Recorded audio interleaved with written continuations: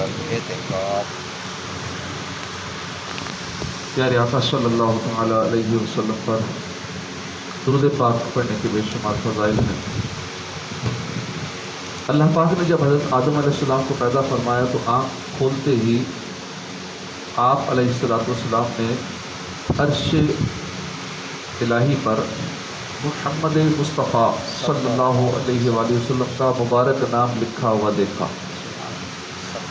عرض کی یا اللہ پاک تیری بارگاہ میں مجھ سے زیادہ بھی کوئی عزت والا ہے؟ ارشاد ہوا ہاں، اس نام والا پیارا حبیب صلی اللہ علیہ وآلہ وسلم جو کہ تیری اولاد میں سے ہوگا، میرے نزدیک تو اس سے بھی زیادہ پیارا ہے۔ اے آدم، اگر میں اپنے حبیب کو پیدا نہ فرماتا تو نہ آسمان پیدا کرتا نہ زمین، نہ جنت پیدا کرتا نہ دوزخ۔ اللہ پاک نے جب حضرت آدم علیہ السلام کی مبارک پسلی سے حضرت بی بی حوا رحمۃ اللہ علیہا کو پیدا فرمایا تو حضرت آدم علیہ السلام نے انہیں دیکھا۔ اللہ کریم نے آدم علیہ السلام کے جسم میں مخصوص خواہش بھی پیدا فرما دی تھی، اس لیے آپ نے عرض کی یا اللہ پاک میرا اس کے ساتھ نکاح فرما دے۔ ارشاد الہی ہوا اس کا مہر ادا کرو۔ عرض کی مولا اس کا مہر کیا ہے؟ فرمایا محمد صلی اللہ علیہ وسلم پر 10 بار درود پاک پڑھنا۔ عرض کی یا اللہ پاک اگر درود شریف پڑھوں تو ہوا کے ساتھ میرا نکاح کر دے گا؟ فرمایا ہاں۔